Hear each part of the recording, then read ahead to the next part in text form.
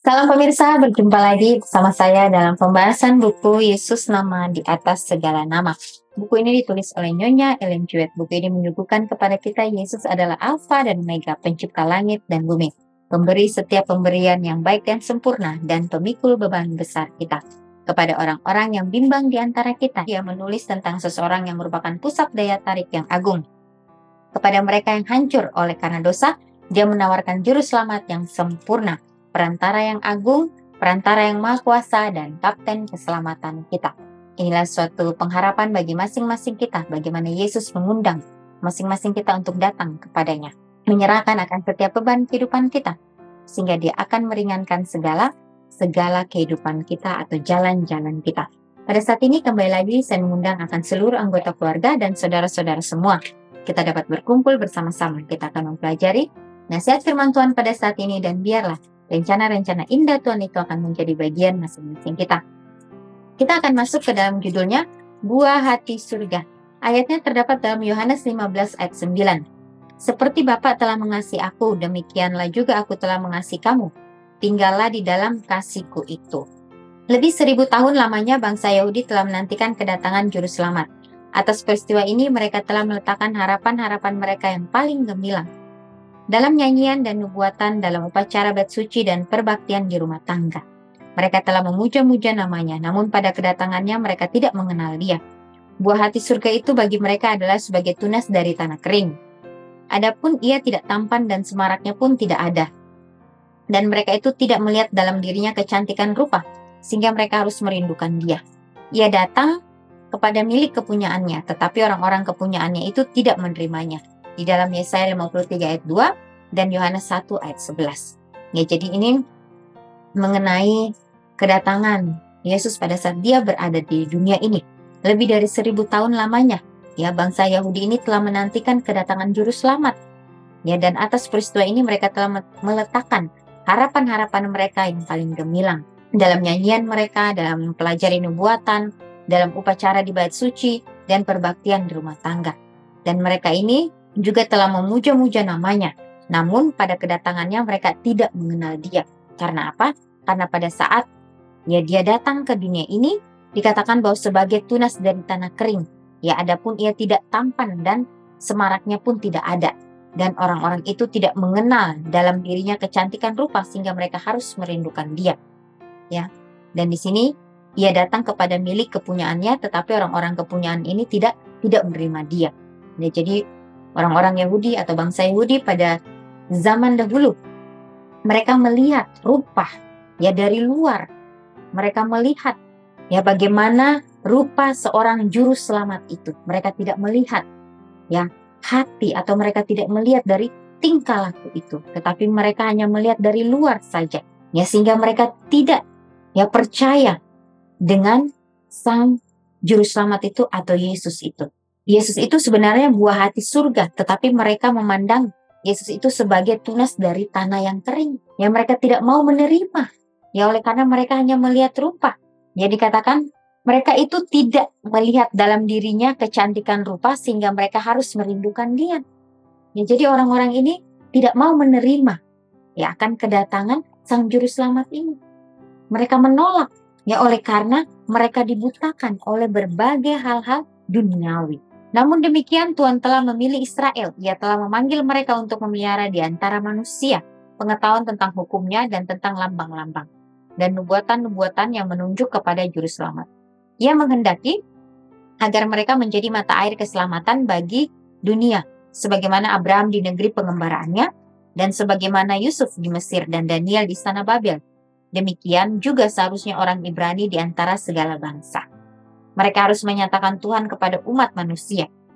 Ya, jadi di sini bagaimana kita diingatkan kembali bagaimana Tuhan telah memilih umatnya, itu bangsa Israel, yang telah memanggil mereka untuk memelihara di antara manusia pengetahuan tentang hukumnya dan tentang lambang-lambang dan nubuatan-nubuatan. Dan di sini juga dituliskan bagaimana Abraham berada di negeri pengembaraannya. Begitu pula dengan Yusuf yang berada di Mesir, dan juga Daniel di istana Babel. Ya, jadi sudah banyak contoh-contoh ya dari tokoh-tokoh Alkitab ini, bagaimana mereka menghadapi ujian-ujian itu di dalam kehidupan mereka. Tetapi mereka selalu menuruti apa yang Tuhan perintahkan kepada mereka. Ya walaupun mereka mempunyai kekurangan. Ya tapi setidaknya mereka mau untuk bekerja bersama-sama dengan Kristus. Bagaimana Tuhan menggunakan mereka dengan begitu luar biasanya. Dalam panggilan kepada Abraham, Tuhan telah berfirman, "Aku akan memberkati engkau dan engkau akan menjadi berkat. Dan olehmu semua kaum di muka bumi akan mendapat berkat." Ya, jadi inilah bagaimana Abraham ini telah dipanggil oleh Tuhan untuk menjadi berkat.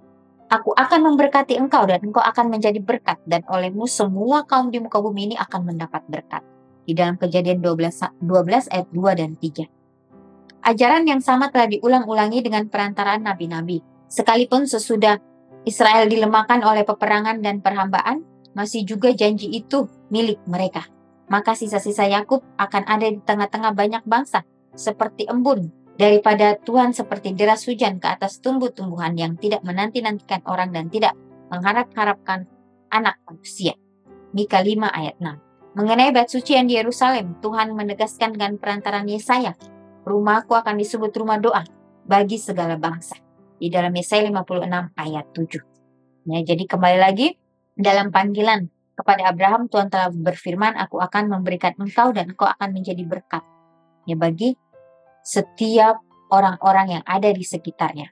Dan di sini juga dikatakan bahwa maka sisa Yakub akan ada di tengah-tengah bangsa, seperti embun daripada Tuhan, seperti deras hujan ke atas tumbuh-tumbuhan. Ya, jadi suatu berkat akan turun bagi umat manusia bila mana kita mau datang kepada Tuhan, menyerahkan kehidupan kita kepadanya. Ya, walaupun kita akan diuji dengan kesabaran kita, bagaimana kita akan terus belajar daripadanya. Kita akan diberikan suatu berkat yang begitu luar biasa. Tetapi bangsa Israel menetapkan harapan mereka pada kebesaran duniawi. Sejak mereka masuk ke negeri Kanaan, mereka telah menyimpang dari hukum-hukum Tuhan, lalu mengikut jalan bangsa-bangsa kafir. Sia-sialah Tuhan mengirim amaran kepada mereka dengan perantaran nabi-nabinya. Sia-sialah mereka menderita kesengsaraan akibat penindasan bangsa-bangsa kafir. Setiap reformasi disusul oleh kemurtadan yang lebih besar.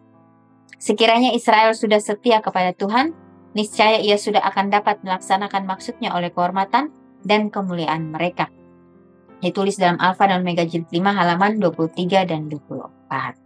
Yang sekiranya Israel sudah setia kepada Tuhan, niscaya ia sudah akan dapat melaksanakan maksudnya. Ya, jadi bagaimana kita tahu bangsa Israel ini sangat-sangat diberkati oleh Tuhan. Tapi oleh karena mereka sudah terbiasa dengan mujizat-mujizat yang diberikan, akhirnya mereka pun melanggar apa yang Tuhan perintahkan. Bagaimana tegar tengkuknya mereka. Pimpinan Tuhan diberikan kepada mereka, tetapi mereka masih memberontak. Mereka masih berpaling dari Tuhan. Tapi di dalam semuanya itu, ini menjadi pelajaran bagi kita, umat-umat Tuhan yang hidup di akhir daripada dunia ini. Betapa pentingnya kita terus datang meminta tuntunan Tuhan di dalam kehidupan kita. Supaya perjalanan kita ini dimudahkan. Yang tadi sebenarnya bangsa Israel ini, mereka akan sampai ke tanah Kanaan ini dalam 40 hari. Oleh karena mereka melanggar akan perintah Tuhan, oleh karena banyak hal-hal yang mereka lakukan, akhirnya mereka harus berjalan selama 40 tahun. Menjadi suatu hal yang sungguh luar biasa pada saat ini. Bagaimana kita juga, bila mana Tuhan menuntun kita, inilah jalan yang harus kita lalui, baiklah kita ikuti itu sehingga kita diberikan kemudahan.